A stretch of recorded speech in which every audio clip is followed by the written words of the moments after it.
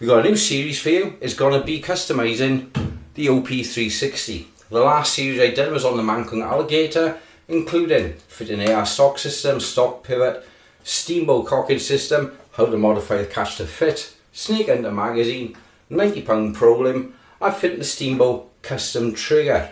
So as on the last series, look back in my listings or my playlist below, which I'll put up later for you to have a look at. The new series is going to be on the OP360. We're going to be fitting the quick change bow system, custom gear tuning gear system, and a new magazine, all from the 3D designer spray paint Danny.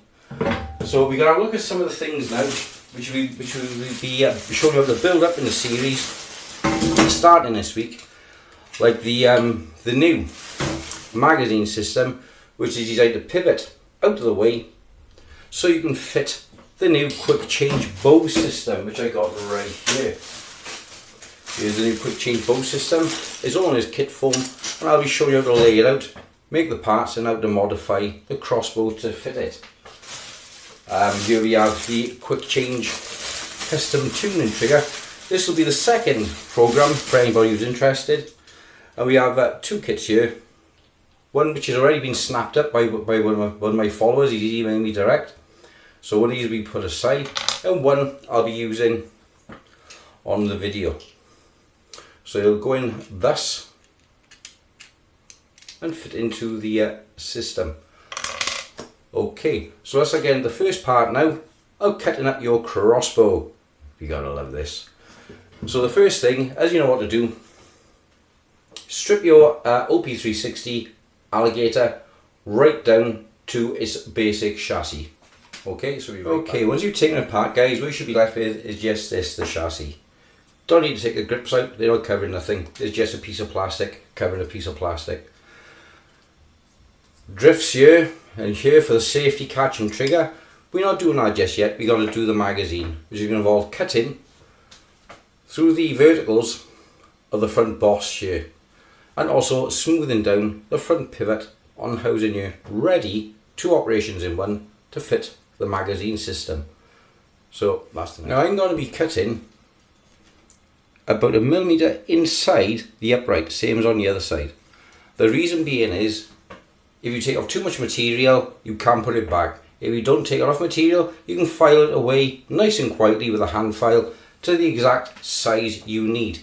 So first job then, gently cut the notch out on the front. You could use a hacksaw, coping saw. I'm going to use a Dremel, and we'll be back now when she's hacked apart. Okay, first part done. The jaws is open. Now see these little steps on the inside. You can now get them nice with your Dremel or hacksaw and take them out. Much quicker and easier with a Dremel, because you're going to faff about with a saw for half an hour, to 3 seconds. So we're going to clean up these edges now with a Dremel. File out the front of this bit here and chop the front off bit here. Okay, my little hacksters, after 5 minutes of chopping, cutting, filing and faffing about, what you should end up is something looking like this. As you can see here now, the jaws are nicely filed out and quite flush. Maybe I have to do a little bit more file, I don't know yet. A little bit of material down in there. The front is now be taken down, a little bit more filing to make this nice. Maybe give it a spray paint over if you want that factory finish. So that's now come out to the front and the front. You need the front off for the quick fit knob to lock the assembly in. Okay, these have been filed out as well.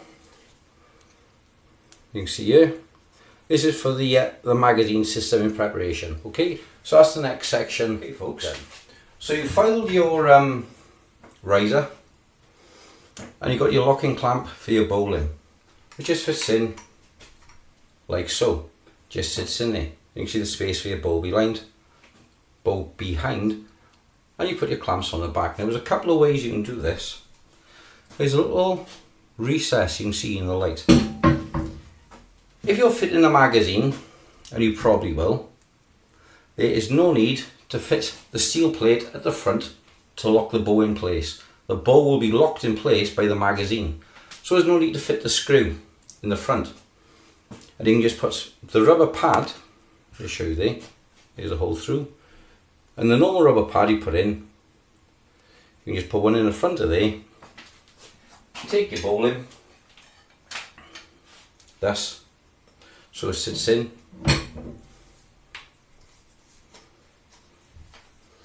Come on, you a little bigger.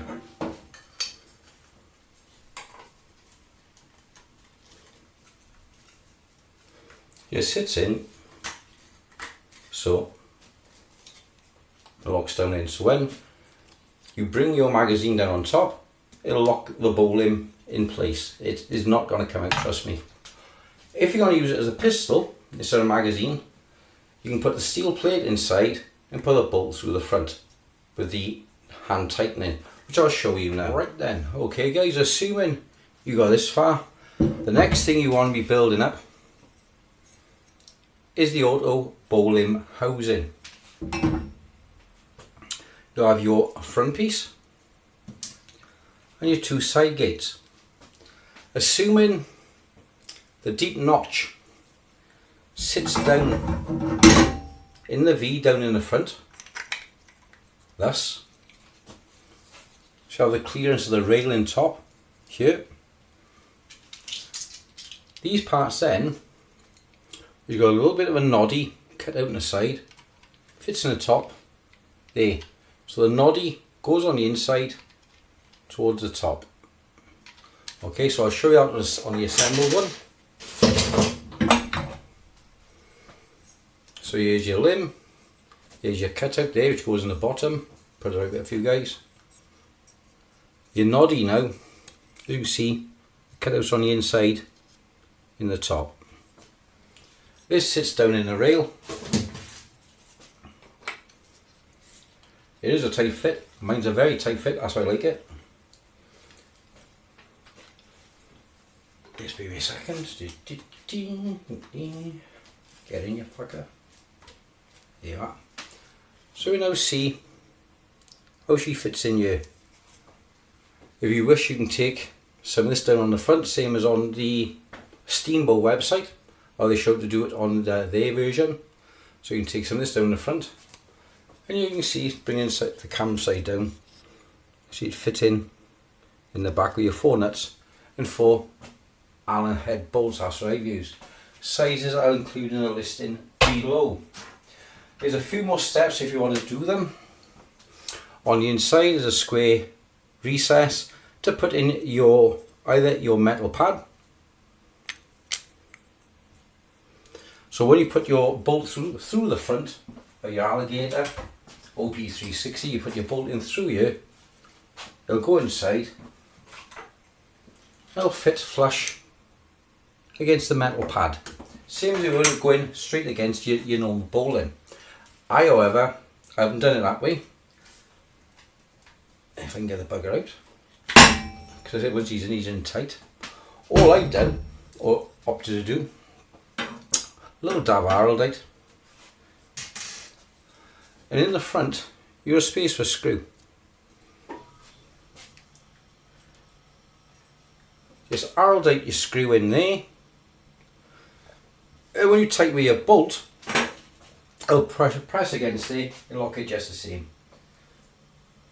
You use the front bolt off your crossbow. So when it goes in through the front, using the original bolt, now goes in through there, tightens,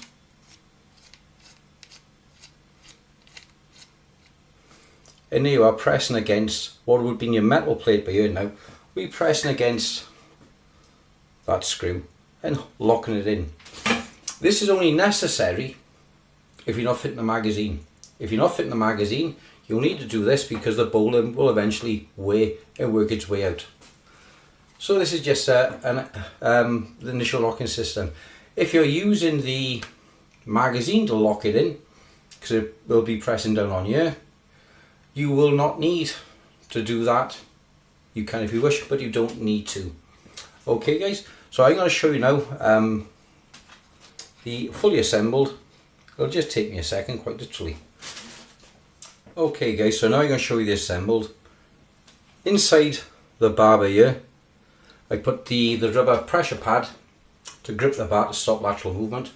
I've arrowdited the screw, or nut down into the recess there.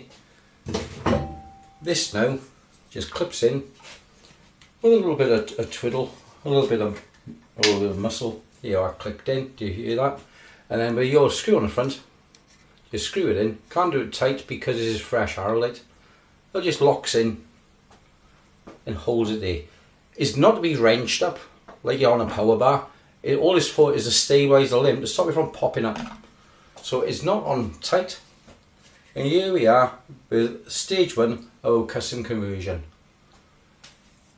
The rib is sitting below the primary rib of the crossbow, so it's not going to catch or damage any of the movement on the way out.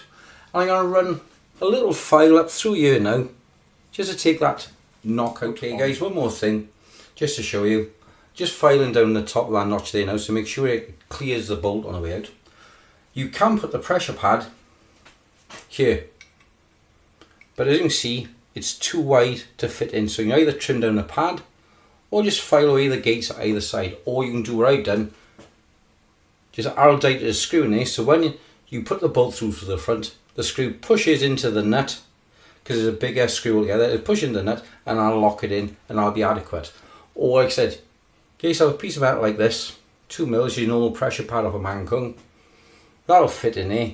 You just need to file out the gap here, and then when you put the bolt in, it'll press against the pressure pad instead of the nut. But for me, they'll just put a nut in there and a drop of arrowdite, much quicker. And same again when you're making your speed nut for undoing without tool assistance. You just take your normal nut for retaining your prod, fill the cap with arrowdite, squeeze it on and wipe off any of the excess. Okay, so you'll see now the finished product. Okay guys, here we are now. We got the finished quick release bow system. Bring it to the camera so you can see. Okay. I now use a bit of Bic magic marker on there to paint it, bring it in, because there was some white coming to the plastic from filing. And bring it up tidy. So just to finish it up, use a bit of magic marker. Bring it brown so you look from the back. Some of the eagle-eyed of you would have already noticed, you have no way to cock crossbow because it's there. What you need is a front grip, something like this from Mancung, and they're only £25. And that locks then to give you, obviously she's not locked in, I'm just screwed in, your leverage end to cock your crossbow. Because unfortunately now, because with the modification for the front, this system, if you lose your grip, you can still fall back to this, even though your fingers are in front of that. I wouldn't recommend it, but you've got the backup. So there's pros and cons for and against on this system. But what have you got is now, when we come in for part 2 of this build, and it will be the fitting of the new magazine system. Is designed that way, I think it's that way up actually, yeah. So when it's there, you can actually fold on the front, because it's got the exit, it comes down over. So it'll fold around the pivot like that. Okay, actually I think it's that way, yeah, it folds around like that. So that's part 1 of modifying your OP360. I hope you enjoyed it. Please click like and subscribe.